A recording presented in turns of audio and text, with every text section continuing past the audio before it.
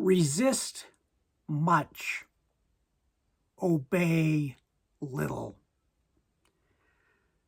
Thus said Walt Whitman. And my reading this week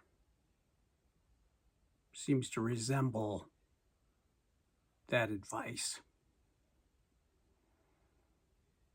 My name is Greg.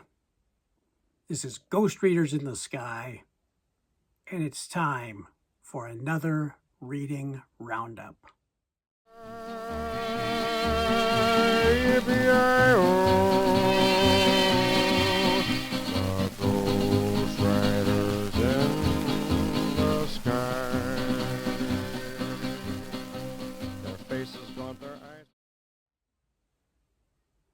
Hello, my fellow readers.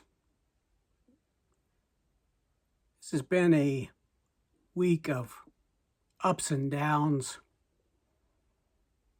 of successes and failures, ebb and flow. But I wanted to round up what I've read this week, do a quick book review, and let's start with what I posted on Monday. I posted a fairly lengthy review of the book of Genesis. Yeah, the biblical book of Genesis is written by some number of unknown authors sometime throughout the first millennium BCE. This version was translated by Robert Alter, but the thing that got me were the illustrations by R. Crumb. I'll put a link to that review in the comments below. I also read aloud for Cowboy Poetry Thursday a poem by Georgie Sicking called Doctoring Worms. Again, there'll be a link below to that poem. And the one book that I finished this week, it's one of my favorite books ever. This is the fourth time I've read it, but it has been a long time since I visited it. It's The Monkey Wrench Gang by Edward Abbey, published in 1975 originally. I love these characters, Hayduke, Doc, and Bonnie, and Seldom Seen. I love the way they change and grow over the course of this novel. I love the plot.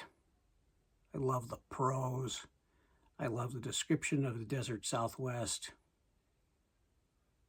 But it has been a long time since my last time through The Monkey Wrench Gang, and I had forgotten how fucking good this book is.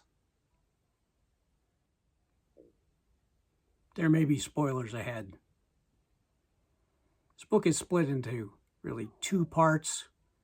The first one about how our heroes are trying to push back against the corporate and government encroachment on wilderness, on land that they believe should be preserved. And it talks about their exploits. The second half is really as the government and the corporations get together and start chasing our heroes throughout the American Southwest, through a little bit of New Mexico, but mostly Arizona and Utah. And the action is just amazing. I remembered the characters fairly clearly. I remembered the plot of the first half pretty well, but I had forgotten a lot of the second half. This book goes from the joyous and celebratory feeling of the first half when they are getting rid of large equipment like bulldozers, when they're looking at mining and power stations and the trains that move coal back and forth, and as they're trying to conduct espionage, sabotage against these targets, and the way that they make plans, and the plans go wrong, and they solve the plans, they solve the problems right there in real time, is just wonderful to watch. And as joyous as that first half is, the second half is dark and bleak and tense as the espionage begins to go wrong, as the corporations and the various government law enforcement teams come together to seek out our heroes and chase them down.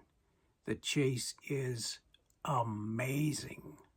So well done, so well written. The action in this book is some of the best I've ever read. And as they make their way through the American Southwest, the descriptions of the landscape are just absolutely amazing. Take what Edward Abbey writes here. If you mix it in with, say, any of Tony Hillerman's Navajo novels, maybe some of Willa Cather's Death Comes for the Archbishop, and you'll get a really clear picture of that desert Southwest. You'll be able to see that even if you can't see photographs, which are quite easy to find as well. But even without photographs, you will get the sense of the canyons, the rivers, the weather, the difficult landscape that it is, the difficult but beautiful landscape. And you'll understand what our heroes are fighting for.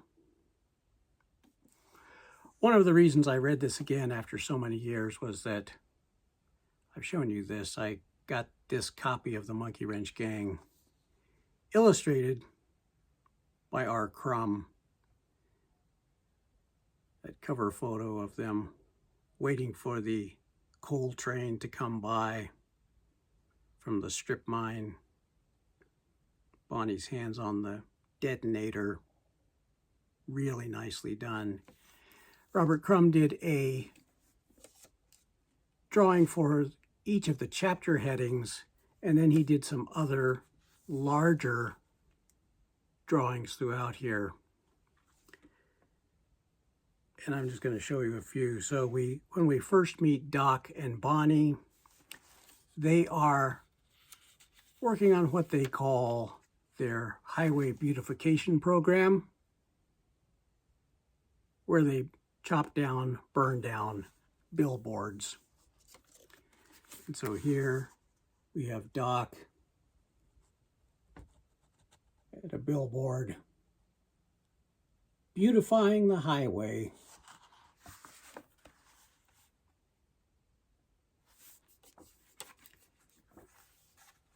We also have some great action pictures of some of the sabotage that's getting done. Here's one of the larger earth movers building a new road, and the gang comes in and does everything imaginable to these machines. Drains the oil, puts sugar in the gas tank, cuts the fuel lines, cuts everything they can find in cables and such. Just really goes over it. The the giddiness that they have at stopping these monsters. They really are portrayed as monsters who are out to destroy the land. And as they destroy the destroyers, just great to read. Wonderful interaction between the characters. Here's one more. It's got quite a few of these drawings, but they see a bulldozer that's just standing there. Nobody's doing anything with it, so they help move the bulldozer over a cliff into the river. It's great writing. These drawings are phenomenal. This book also has a very nice map, so you can see this whole area of the American Southwest. Get a sense of, if you're not sure the difference between Blanding and Bluff, it's in here. If you're not sure where the Grand Canyon is in relationship to the Finns and the Mays and Lee's Ferry, it's all in here. There are a couple of extra photographs. So, photograph here of Edward Abbey and R. Crumb at Arches National Monument.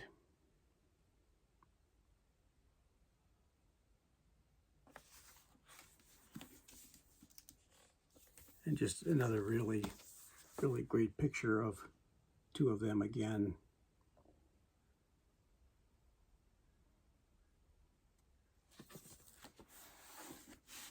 This edition was put out at the 10th anniversary of the original publication. So the book came out in 75. In 85,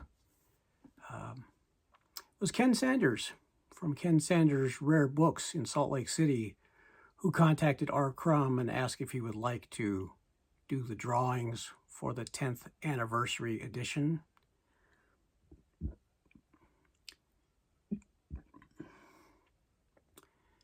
Worked out well because R. Crumb was already a fan of Ed Abbey. Ed Abbey was already a fan of Robert Crumb. And even though the two had never met, the cooperation between them and the final product is absolutely wonderful.